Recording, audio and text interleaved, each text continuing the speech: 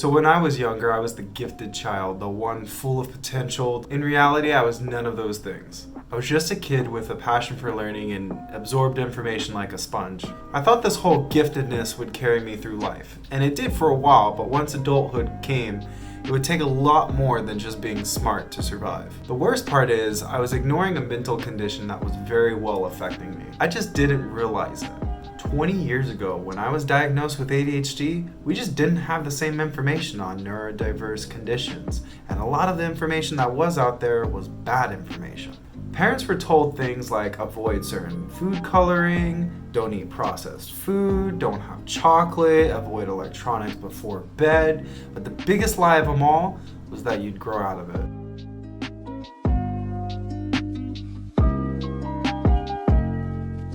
The first recording of ADHD-like symptoms comes from the medical text of Scottish physician Alexander Chrichton, where he describes the fidgets of certain men, causing them to lose attention whenever there was a barking dog, a poorly tuned organ, or even scolding women.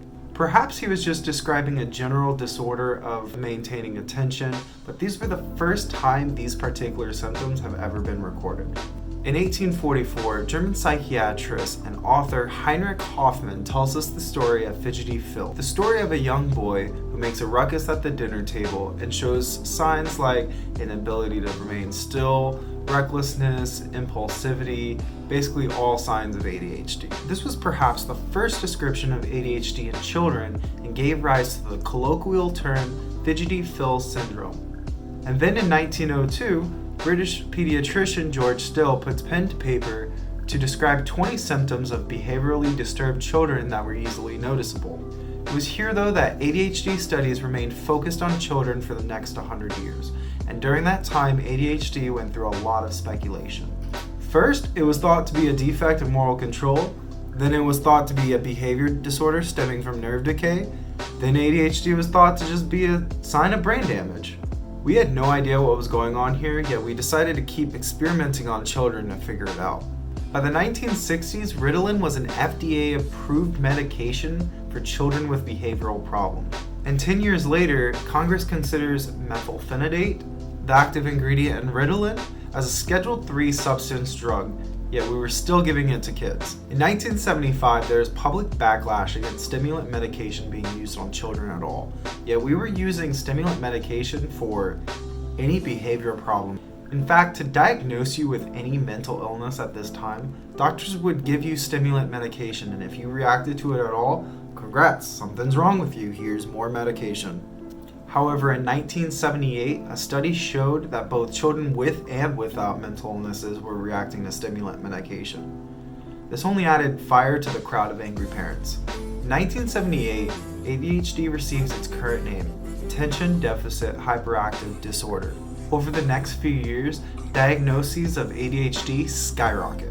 We still don't know if this spike was due to an increase of awareness of the disorder or a push by the pharmaceutical industry to sell more medicine.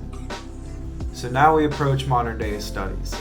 In 2000, the American Academy of Pediatrics publishes clinical guidelines on the diagnosis of ADHD in children and again recommends stimulant medication. Now, I'm not going to go into the effects of stimulant medication on children, but luckily, nowadays, we are developing non-stimulant medication. Behavior therapy has been shown to be highly effective as well, though even better with medication.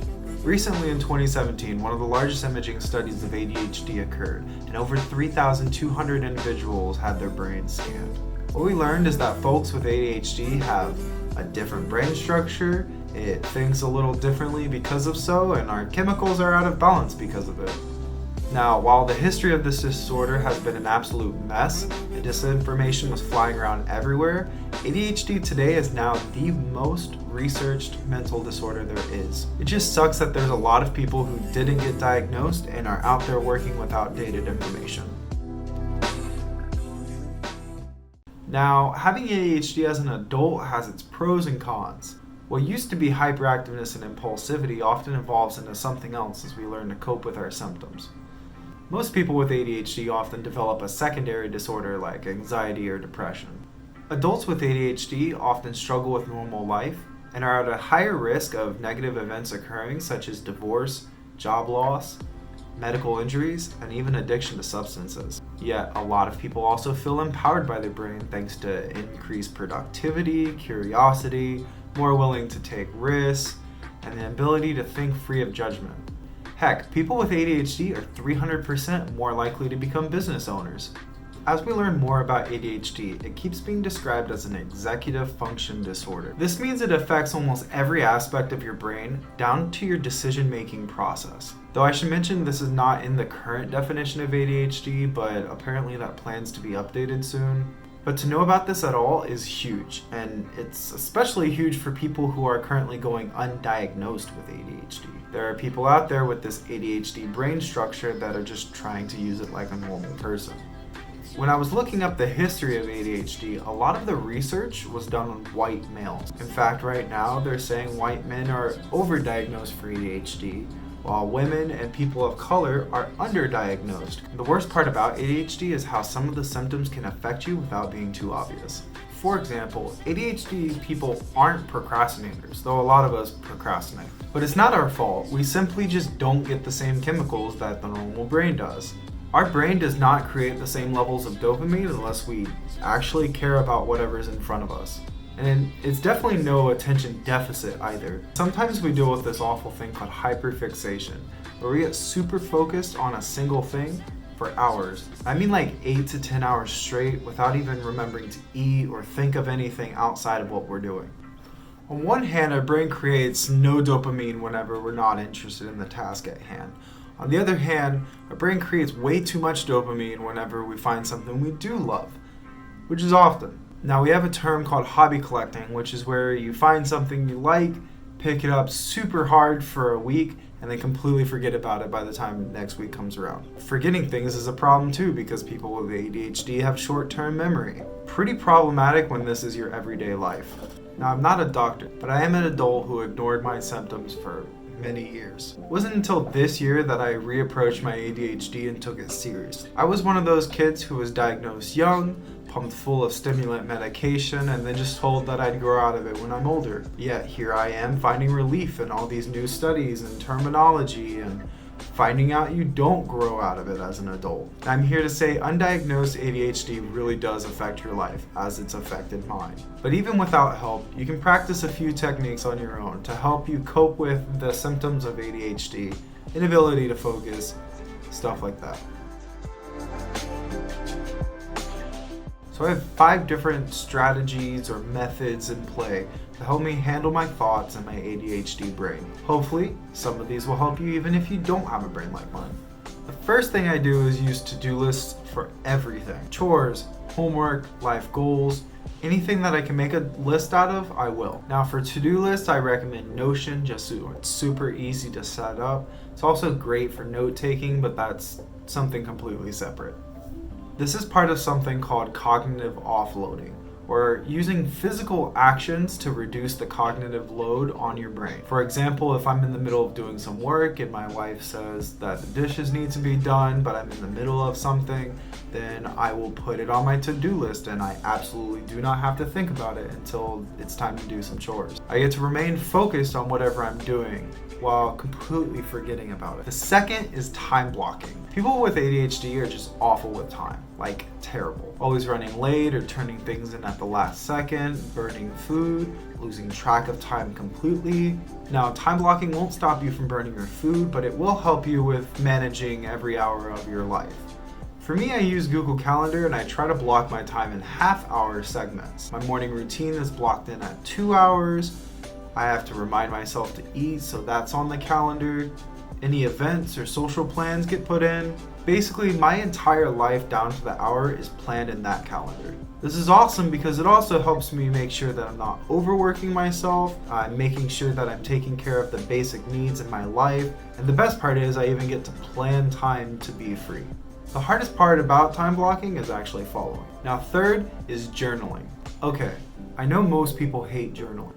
It's time consuming, sometimes it can feel pointless, but let me tell you, it works for me. I see it as another form of cognitive offloading, but in a different way. In my head, I sometimes get like a thought or two that just stay there. swirling in my head nonstop, and it's just all I can think about.